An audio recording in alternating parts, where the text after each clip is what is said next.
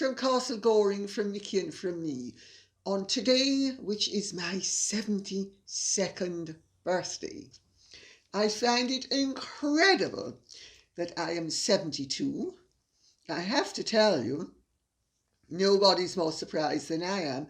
I, by and large, unless I have to do certain things, feel 37. So it's quite a shock to realise that I'm 72.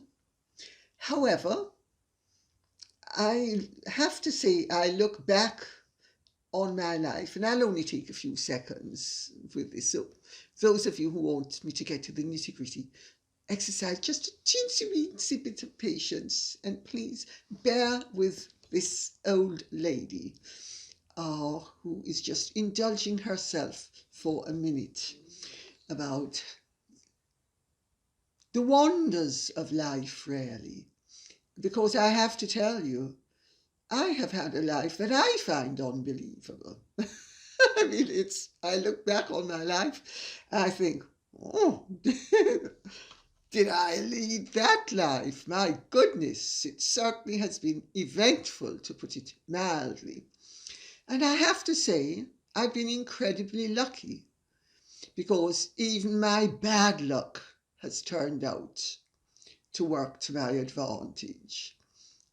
So that's all I want to say, except on Saturday evening, we had a dinner party here. We sat down 22 in the state dining room, and it was wonderful. It was wonderful. Half were my friends, half were Misha's friends.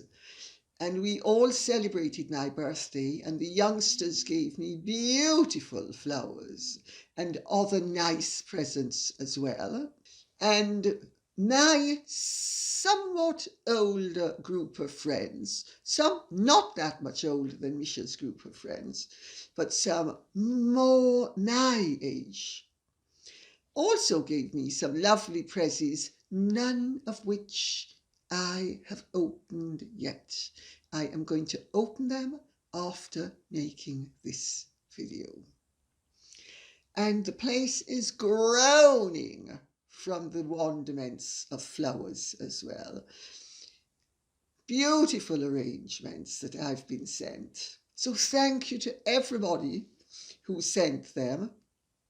And I hope you wish me a happy birthday, because I wish myself one.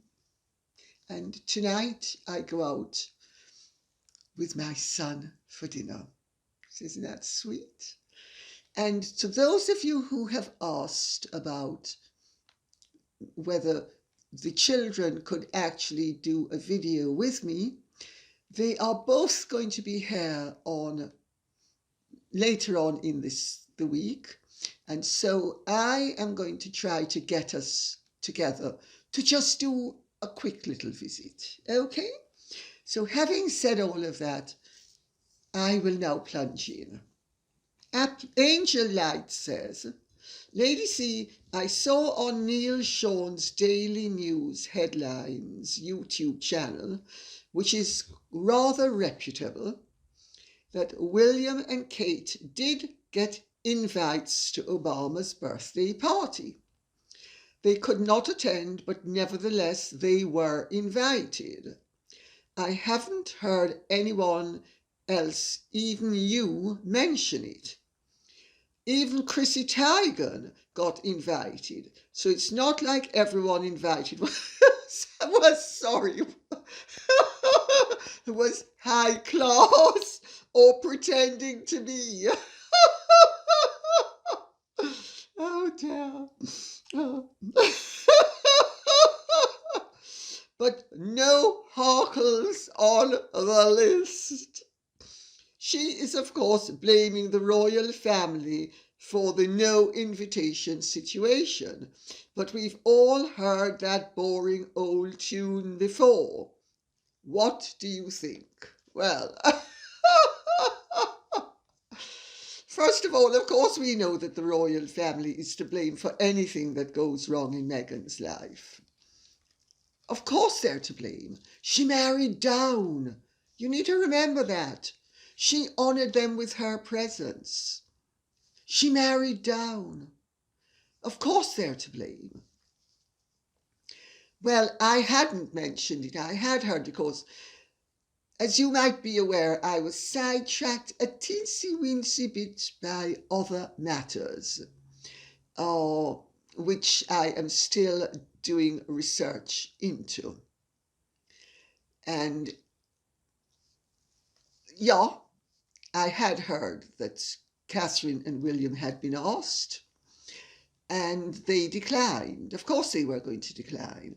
They certainly weren't going to drag themselves halfway across the world to go to a party that was a nice informal party, but rarely, it's so. I'm not surprised. And in summer, and with COVID going on, and I mean, the problem with being born in August, and I now know what I'm talking about because I was born in August, is that it's a wonderful month to be born in when you are a school child, because everybody is on holidays in August, at least everybody who's British, whether in Great Britain, Ireland, the Commonwealth, is usually on holidays. I think in America you go back to school rather earlier, but under the British system, and indeed the continental system, August is the month where everybody's off. Everybody's on holiday. So it's fantastic from that point of view. But then once you've grown up, everybody's on holiday, which means that it's really difficult to get a group of people together, a large group of people together, and get everybody you want, unless you make it in September, which I did for my 70th birthday party. I celebrated it on the 21st of September instead of the 17th of August. So, yeah, William and Catherine were asked and declined, no surprise there. Harry and Meghan weren't asked and couldn't decline. There's a reason why Harry and Meghan weren't asked. Harry and Meghan are an embarrassment. The Obamas are an ex-presidential couple. They take themselves very seriously.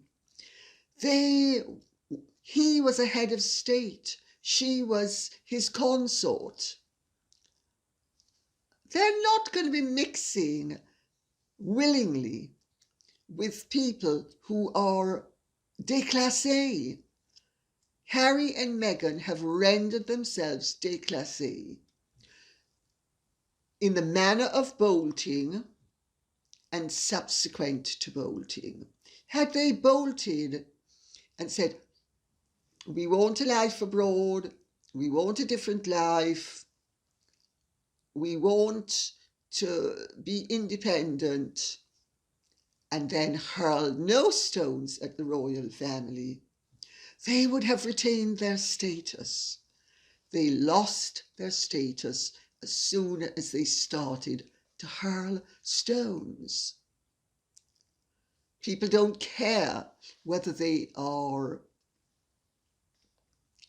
guilty, innocent, nolo contendere, or anything in between from A to Z.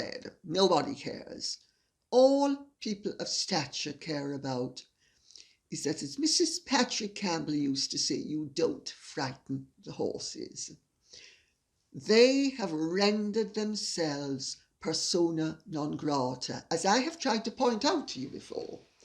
And Diana, his mother, did the same thing. Harry was too young, presumably, to actually be aware of what she did at the time, and has clearly not learned the lessons of what happened to her once she threw the baby and the bathwater out at the same time. It's not surprising that the Obamas didn't ask them. If they had asked them, I think they would have been there quicker than grease lightning. I also understand that Chrissy Teigen was there because she's married to John Legend, and he, I think, performed. So she was his +1. Now, the Obamas are sufficiently civilized to understand that you can't ask a man and not ask his wife. So if you're having the man, you need to have the wife. It's as simple as that. But Chrissy Teigen has also blotted her copy. Doesn't suit you in life to be nasty when you don't have to be. And it doesn't suit you to make yourself into a victim when you are not. These are lessons that Harry, Meghan and Chrissy Teigen would have been advised to have taken on board before they started rat-a-tat-a gunning down people in the hope that they would boost themselves. Yes, it works with the ignorant. Yes, it works with the sugars, as they are called. No, it doesn't work with serious people. They don't admire it. Judas Iscariot has never been regarded as a commendable role model.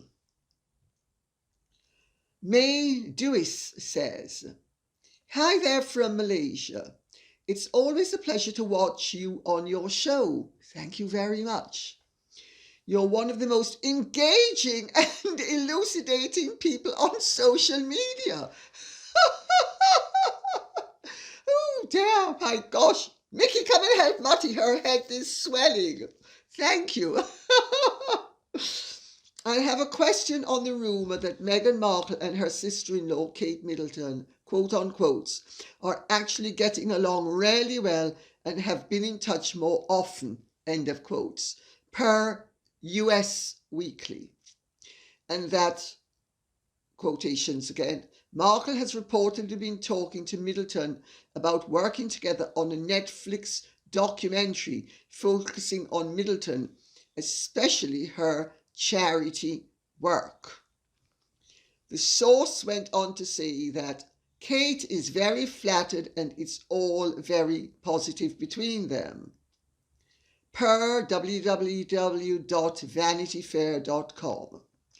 I would really appreciate it if you could share your take on this, as it sounds highly unlikely that the Harkles would be humble enough to want to work with their HRH, the Cambridges, on anything. Also, are the sisters-in-law really getting along as well as some of the media have purported? My dear, you're a wicked, wicked person to be a doubting Thomas. Catherine Middleton has spent her whole life waiting in anticipation for Meghan to elevate her by cooperating and boosting her in a program dedicated to her work. Catherine Cambridge is beyond privileged. She is nearly arriving. She will, of course, only arrive when the program is made and Meghan puts her stamp of approval upon it.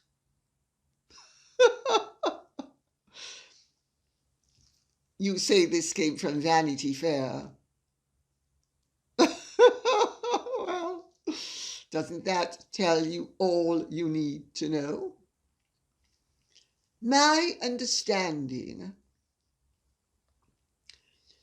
is that there is a very little likelihood of William and Catherine embracing the asp, having been bitten already. That they will ultimately aim to have a civil relationship but it will be a relationship built upon distrust.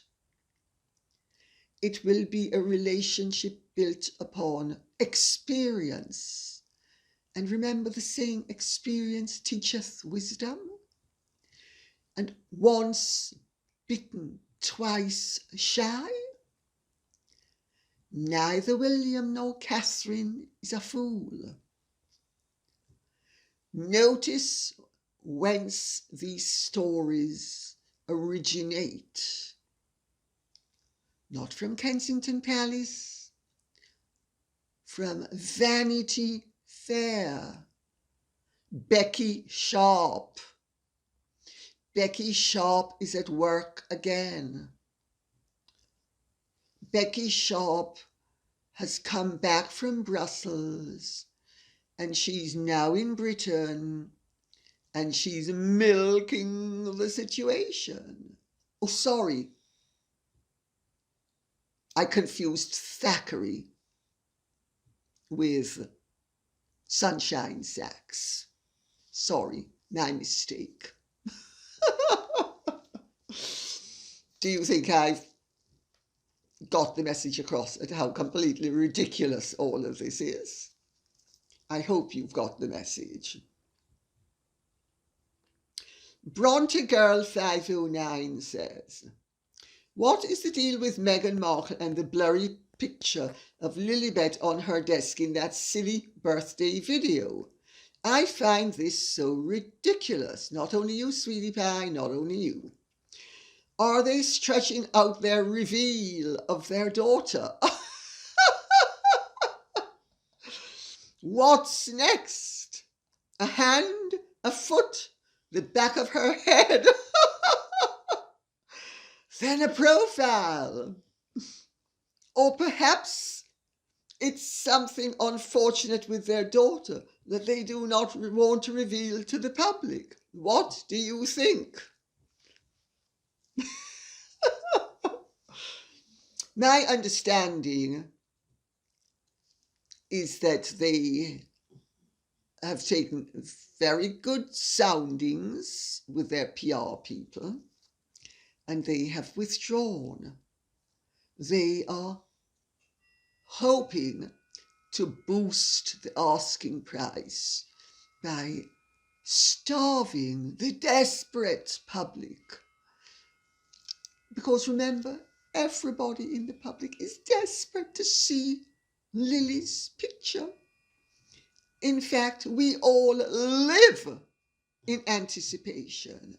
Our lives are not going to be beginning. In fact, they're not going to have any meaning between now and when our yearning for seeing Lily is satisfied.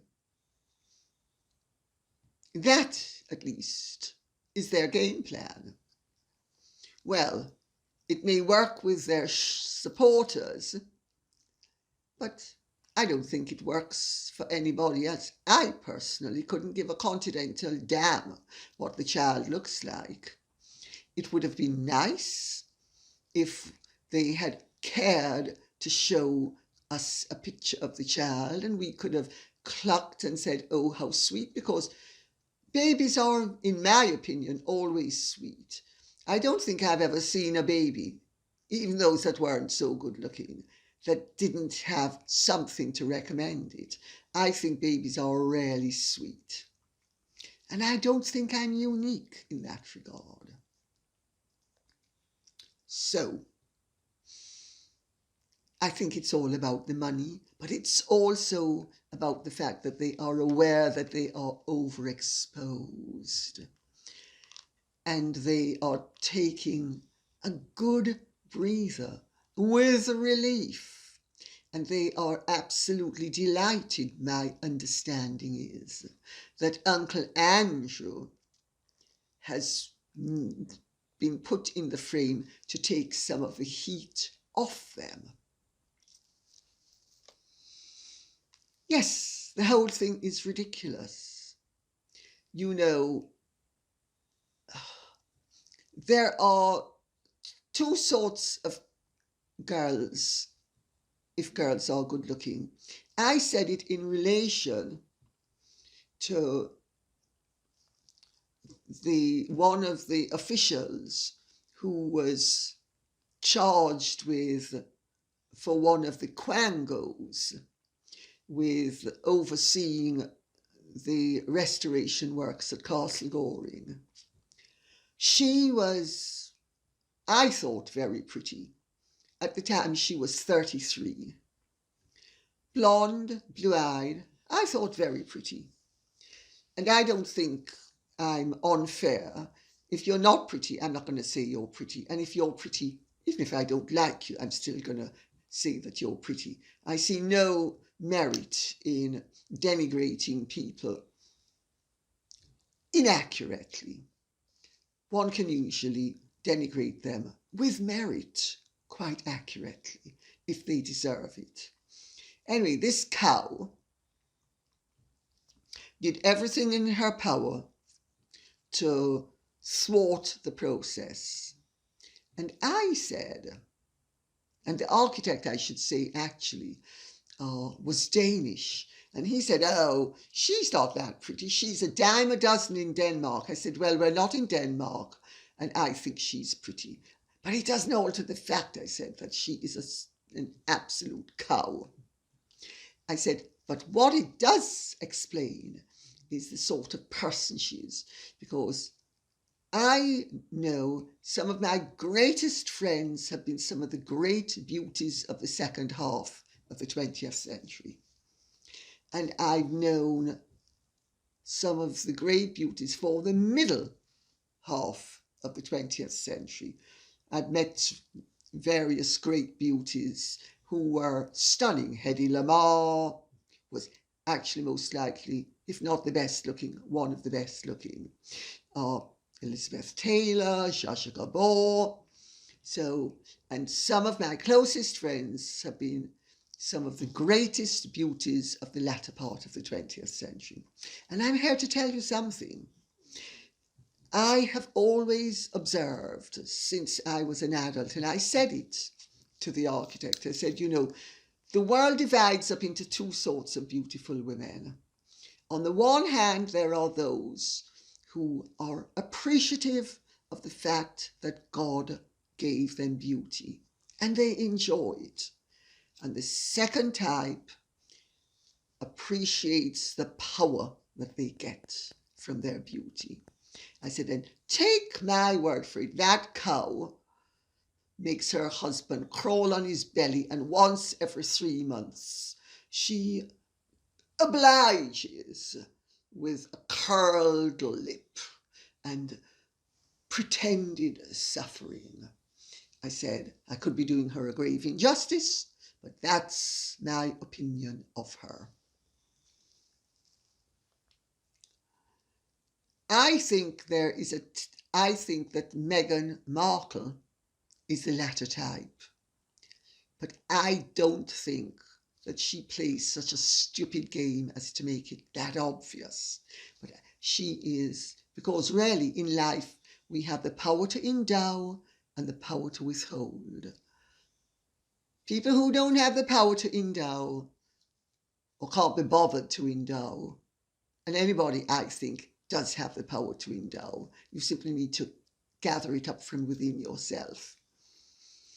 Those who don't have the power to endow or refuse to endow love exercising the power of withholding. I think that's one of Meghan's games. And she thinks, treat 'em mean, keep 'em keen. What she doesn't understand is, in the upper reaches of society, unless somebody is seriously sick or seriously dumb or seriously disordered, it doesn't work. As I said to my mother once, I said, of course you weren't going to leave, because you knew the moment you departed, there were 1,000 others waiting to step into your shoes. I said, it's obvious you weren't going to leave. That is the power that rich people have over poorer, ambitious people who are using them to enhance their lifestyle.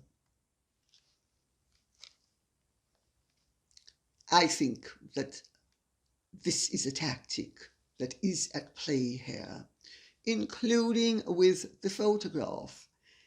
She's going to build anticipation to such an extent that everybody's going to be gagging to see the little girl. I don't think so. I think by the time,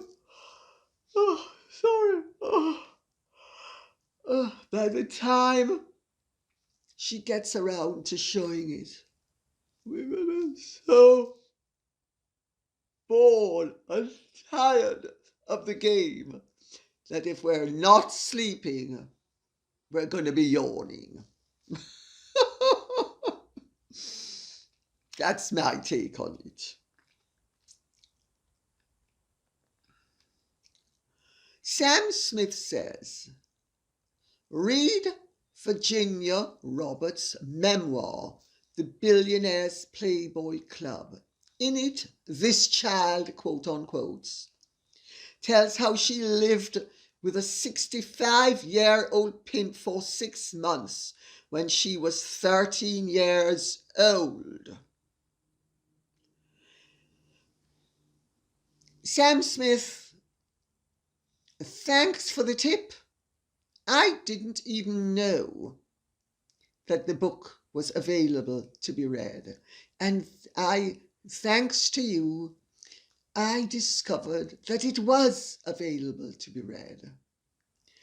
But shall I tell you, it's my birthday. I don't want to turn my stomach.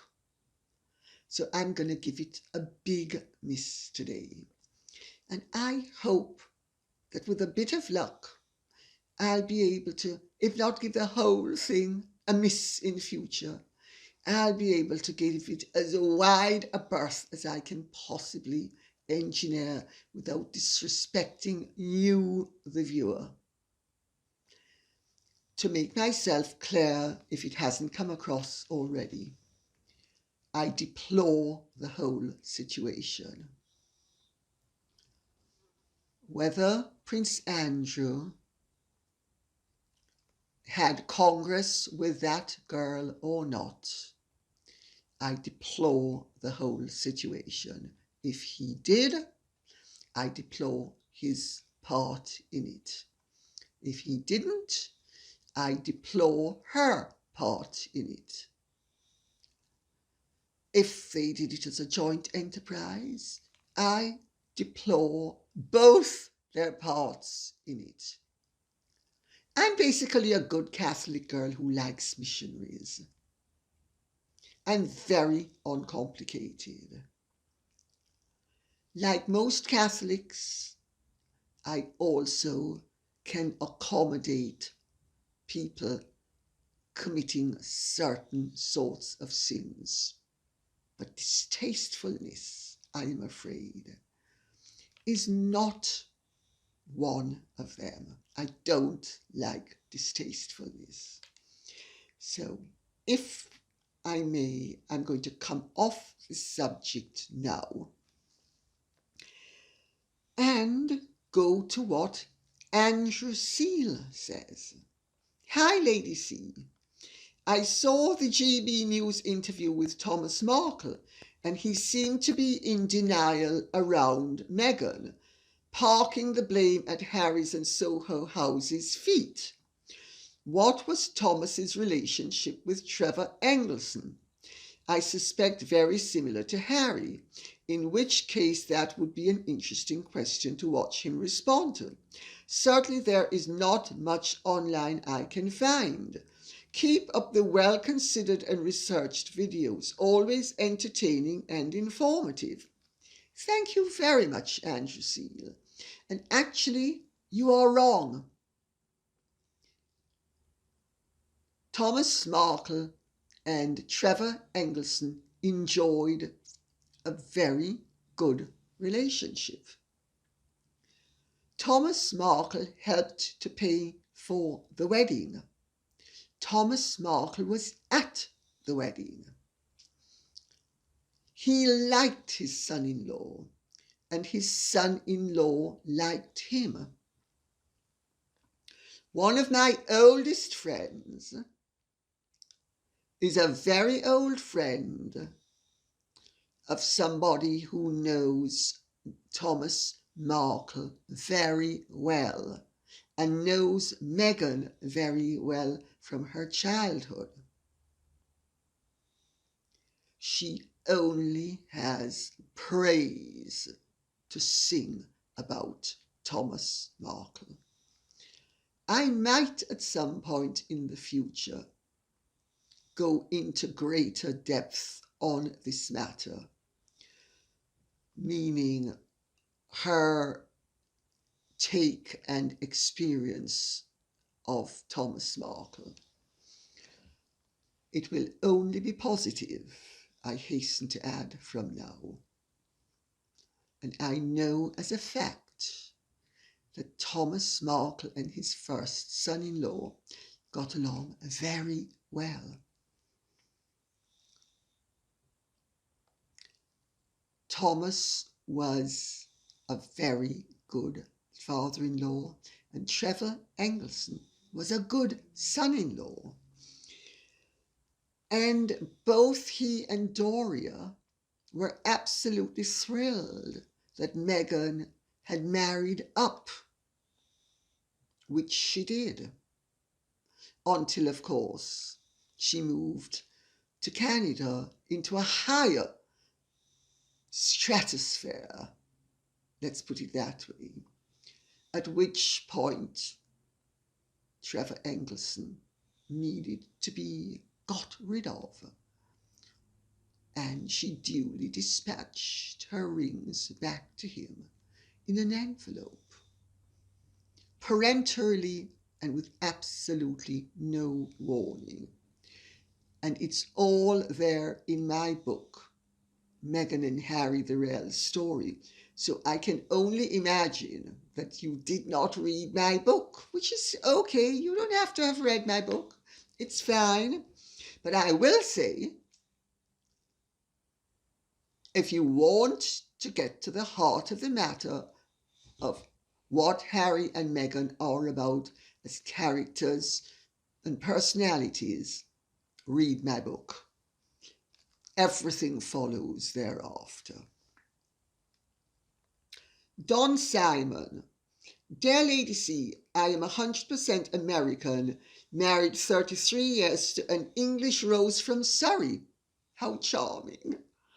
Now that a totally barbaric regime has taken over Afghanistan, I'd like to know your views on whether Mega Ego Markle will make any effort to champion the cause of women's rights in that troubled land.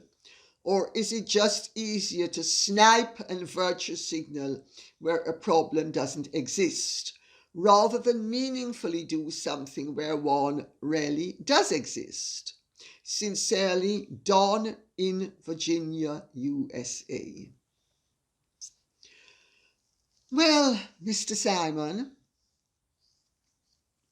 how to answer this question?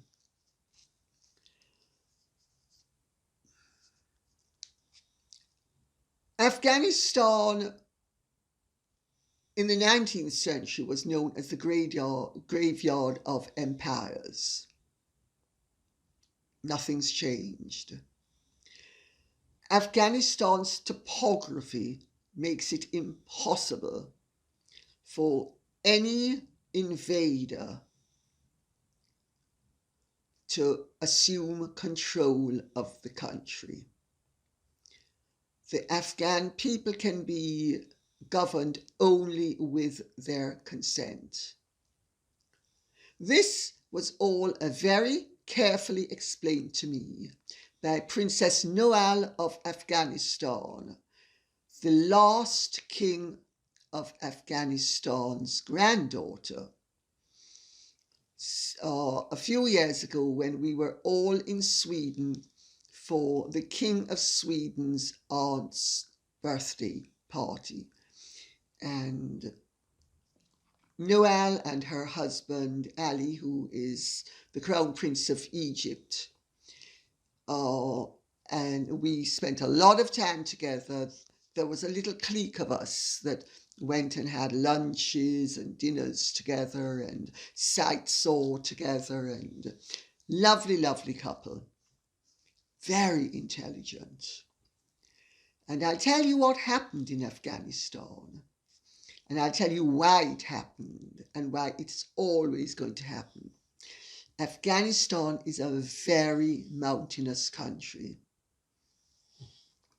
It is a pocket of many, many different villages and groups of people who have very little interconnectedness with each other.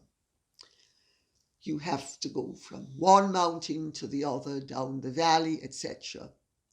So if the people do not consent to being ruled by whomever it is who is supposed to be ruling them,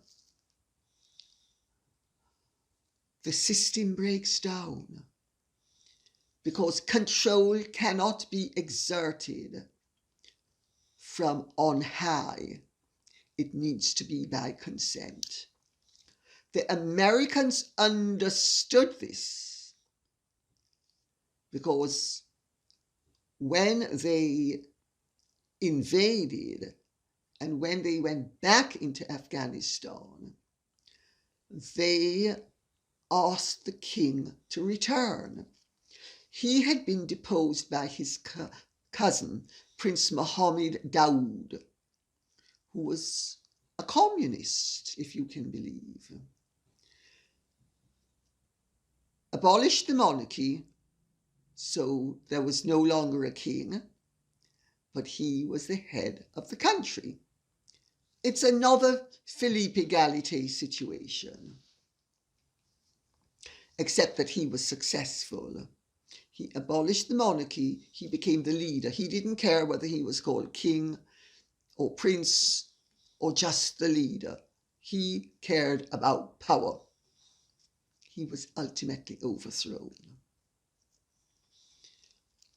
Afghanistan functioned very well under the monarchy because the people supported the king, because all the people understood that the king was the king of all of them.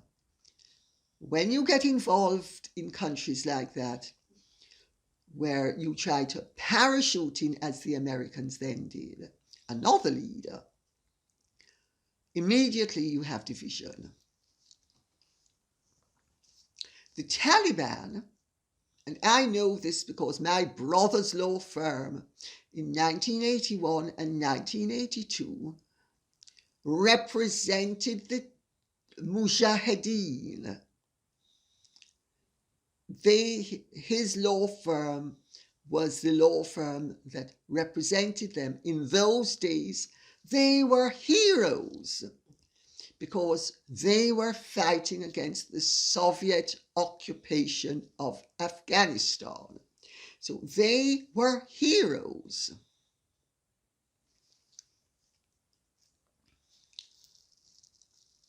Fast forward to, I suppose it must be about 10 years ago now. I'm a bit sketchy on time that it's not historical, because at my age, 2 years and 12 years can almost seem the same. But when the king was asked to return, he was asked to return because the Americans understood he was going to be the only possible unifying factor in the land. He didn't want to go back. He was used to his private life. He was an old man, but they begged him to go back for the good of his people, and he made the supreme sacrifice. He went back. The Pakistanis objected to the presence of the king on their border. Incredible. So what do the Americans do? They then decide, oh well, we'll have a president as well as a king. Well, how does that work? They'd had a prime minister, it might have worked, but a president as well as a king. And they imposed their man. Well, of course, no matter who they had imposed, as long as it was their man, he was never going to be a unifying factor.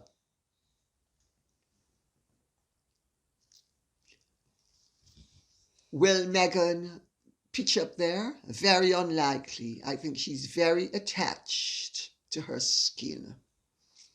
And she would be skinned alive. I don't think she's going to be. And also, it's not sexy and glamorous. And I don't think it's going to play well in Hollywood. So there's no mileage there. And if there's no mileage there, I think there's going to be no action from her. So I think we can safely conclude that it will take a miracle for Meghan Markle to get involved. And yes, what is happening is terrible. But Noel predicted it would happen. And this was about 6 years ago, longer, about 8 years ago. I'm trying to remember when the party was. I think it was about 2014 or maybe 2013. So about 8 years ago. Terrible, terrible, terrible, terrible. It is a pity, I have often said, that world leaders aren't forced to read history. If they read history, they will make new mistakes. But until then, they keep on repeating the same old mistakes time and again. Who ever heard of inviting a deposed king to return to sit on his throne and then neutralizing the whole good by imposing an American puppet? Sixth Sense says, Lady Ziadie-Campbell, question. What do you think about all the talk about Hazard's wife working on Epstein's yacht and having all her Epstein connections? Well, I would say everybody who has a yacht, even dodgy people, have to have crew. And I have no special evidence that if Meghan was ever on that yacht, that she was there in anything but a respectable capacity. I have no evidence to the contrary. And until such time as there is evidence to the contrary, I would have to say it does not behoove us to tar people unfairly with brushes that are unsuitable or unproven, especially when we have so much evidence already. We don't need any more. We don't need to have one extra string to the bow. The bow works very well just as it is. We've got... I know that there are all sorts of rumours floating around, but I'm not in the business of purveying rumours. I'm in the business of getting to the heart of the matter and to dealing with the facts. And I'll repeat what I just said. We don't need to gild this lily. it is already red enough.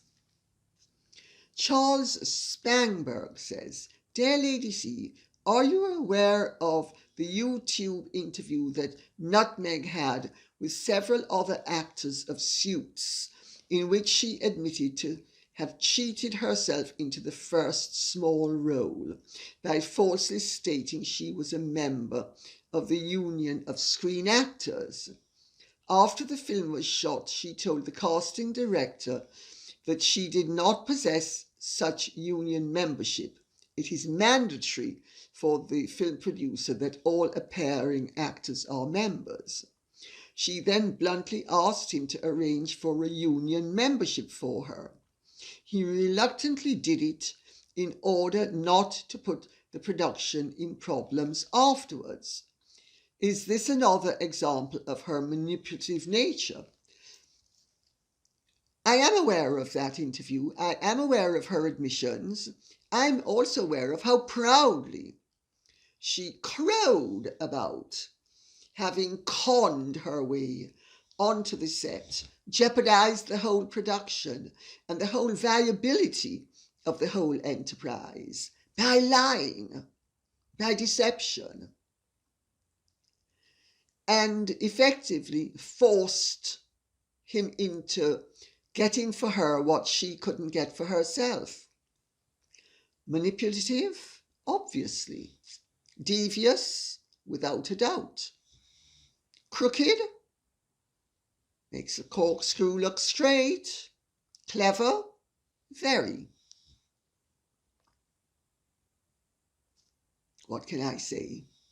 The girl's an operator, and she used to be proud not only of operating, but of her ability to pull the wool over people's eyes and to pull a fast one and have her foot on their head and let them know it.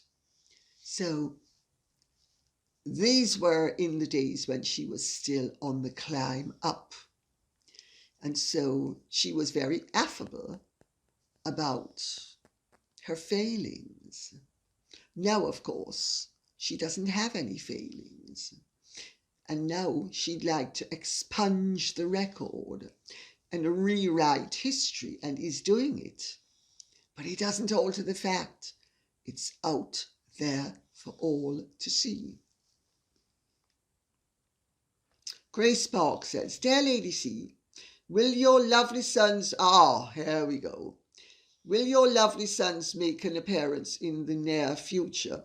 I greatly admire how well you raised such well-mannered men, and watching the warm dynamic between mother and sons is wonderful. God bless your family. Thank you. And yes, for the first time in nearly 2 years, we are all going to be together because COVID has kept us apart. And I am hoping that we will all have the time, because each of us has our own separate schedule. But I'm hoping, I've spoken to Misha and I'm waiting for Dima to come and speak to him, and hopefully the three of us can be together for a few minutes so that those of you who have asked will, I will be happy to oblige. Now, this question is from somebody in either Greek or Cyrillic. And I'm afraid I'm not up on my Cyrillic. Isn't it, so I don't know the name of the person. I don't even know what the symbols are. It's a completely different alphabet, as those of you who have seen the other alphabet will know. It's completely different from the Latin alphabet. Isn't it better for Andrew to describe the encounter as a love story, at least as far as he was concerned? He did not realize money was paid. Well, he didn't realize money was paid. Virginia Roberts has confirmed that. He thought the lady liked him as he liked her. That's true. That's true. He did think that she liked him, and he liked her. How far that went is another matter altogether. He hoped for future courtship. Well, I'm afraid, my dear, that would really be stretching it, wouldn't it? If he should say that he was hoping to court her, it's very clever of you.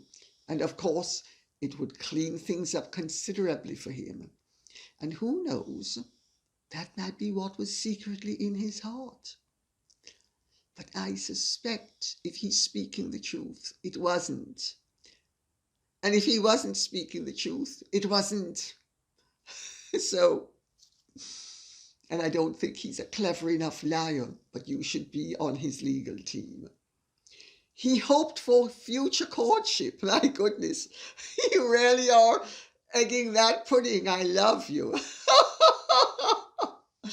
He was single and she over the age of consent. Well, both are true. He was single and she was definitely over the age of consent in every single place that she alleges that they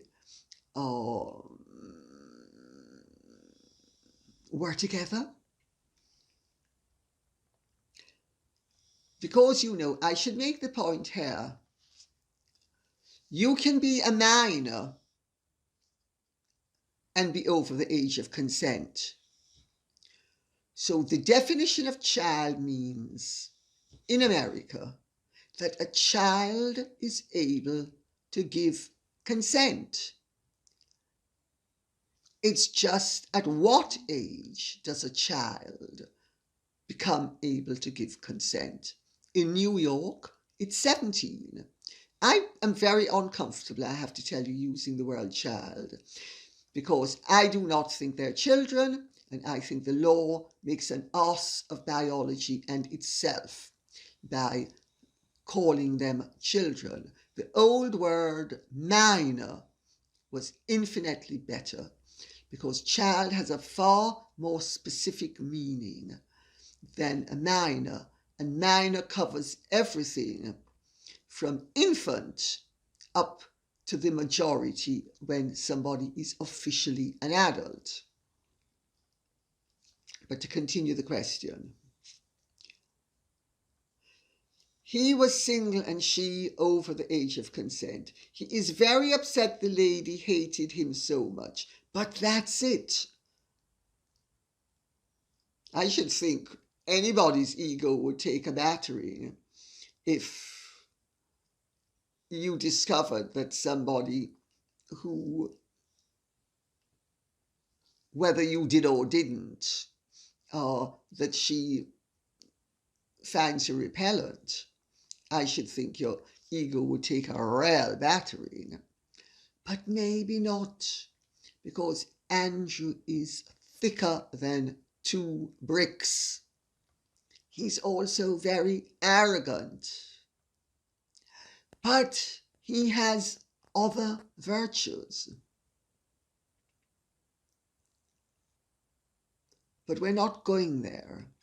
We are now going to say, at the end of this, I am going to ask that they post, for those of you who are interested, a little vignette of Saturday evening's dinner party when they brought in the 2 cakes for me to blow out. It's just a 32-second video that one of my friends took of us together. So to those of you who want to share in the celebrations, we will include that. Thank you very much for listening. I hope this has been of some interest to you. If it has, please like, share, subscribe, press the notification bell, and please keep the questions coming in the comment section. They are invaluable. Thanks. Bye-bye. Happy birthday to you. Happy birthday